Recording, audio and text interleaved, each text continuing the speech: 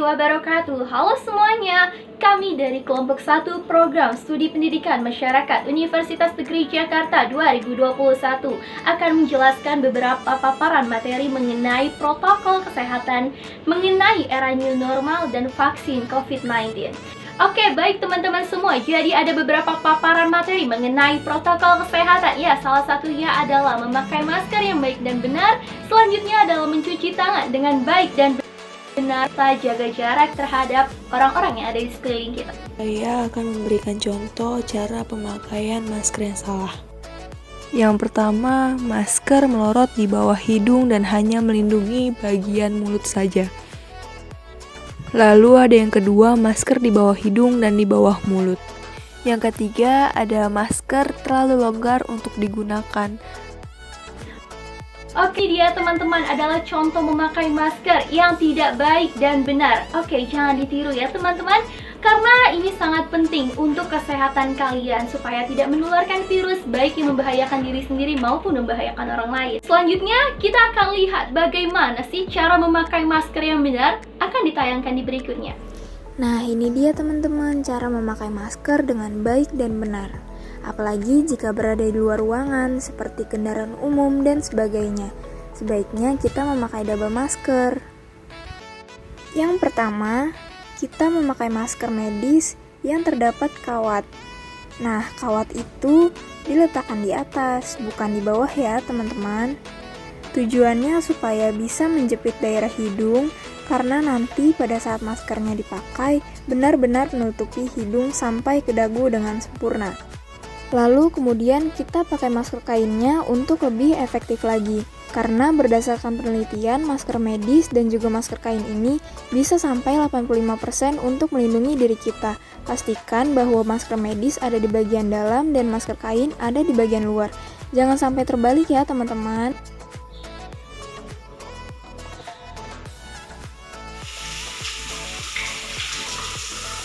Dan ini adalah contoh mencuci tangan yang tidak baik dan benar. Jangan dicontoh ya teman-teman. Oke, baik teman-teman, berikut adalah contoh mencuci tangan yang baik dan benar. Oke, jangan lupa ya teman-teman, setiap kita dari mana-mana ataupun dari luar rumah, kita wajib mencuci tangan kita supaya tidak menularkan virus pada keluarga maupun orang-orang yang di sekitar kita. Salam sehat.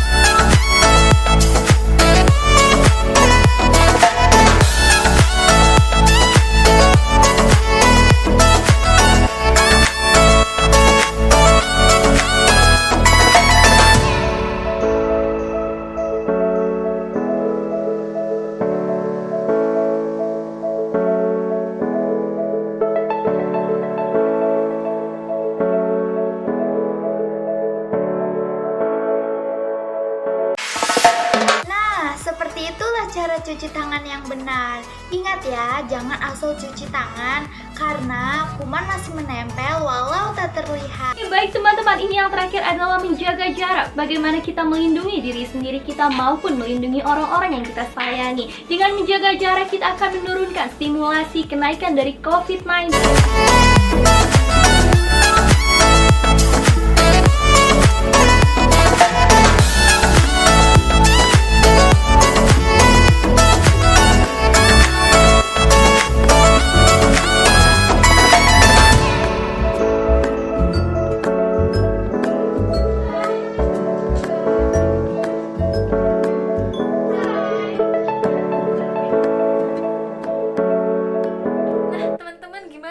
Simak video sebelumnya kan?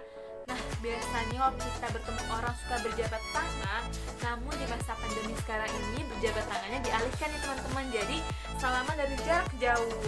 Dan tidak hanya itu aja teman-teman, kita juga dihimbau oleh pemerintah untuk mengurangi mobilitas di luar rumah. Namun jika keadaannya mendesak, kita boleh nih Pak keluar rumah dan tetap tetap menjaga jarak. Jadi teman-teman dimanapun kalian berada, kalian tetap harus menjaga jarak ya.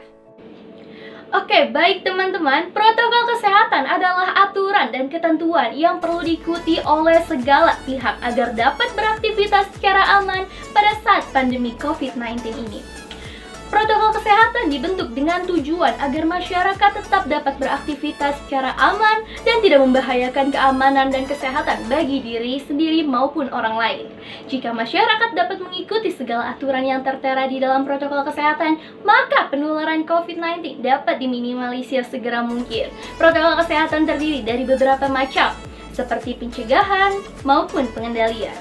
Kementerian Kesehatan telah mengeluarkan protokol kesehatan, pencegahan, dan pengendalian secara spesifik melalui keputusan Menteri Kesehatan Republik Indonesia nomor HK 0107 Menkes atau 382/2020 tentang protokol kesehatan bagi masyarakat di tempat maupun tempat fasilitas umum dalam rangka pencegahan maupun pengendalian coronavirus disease 2019 ini atau COVID-19. Dalam protokol kesehatan tersebut dipaparkan bahwa aturan-aturan yang perlu dilakukan oleh segala pihak yang berada di tempat maupun yang menggunakan fasilitas umum. New normal adalah langkah percepatan penanganan COVID-19 dalam bidang kesehatan, sosial, dan ekonomi. Badan Bahasa sudah memberikan istilah Indonesianya yaitu kenormalan baru. Kata normal dalam bahasa Inggris sebetulnya sudah dijadikan nominal, makanya jadi new normal. Badan Bahasa kemudian membuat padanannya menjadi kenormalan. Lembaga Biologi Molekuler atau LBM Eijkman sempat menyatakan, virus corona tidak akan hilang dari muka bumi untuk waktu yang lama. Karena itu, istilah berdampingan lebih tepat digunakan daripada berdamai dengan virus corona. Penerapan new normal nantinya bersamaan dengan penerapan protokol kesehatan yang akan dikawal oleh Polri dan TNI. Dengan terlaksananya new normal, kemungkinan besar menurunnya kasus COVID-19 di Indonesia. Dengan terlaksananya new normal, kemungkinan besar menurunnya kasus COVID-19 di Indonesia. Maka dari itu, kita semua dihimbau untuk selalu menerapkan 3M di setiap kegiatan. Merupakan zat atau substansi yang berfungsi untuk membantu melawan penyakit tertentu. Tubuh yang sudah divaksin akan membentuk antibodi yang kuat terhadap virus tertentu. Mikroba yang terkandung dalam vaksin berperan sebagai antigen.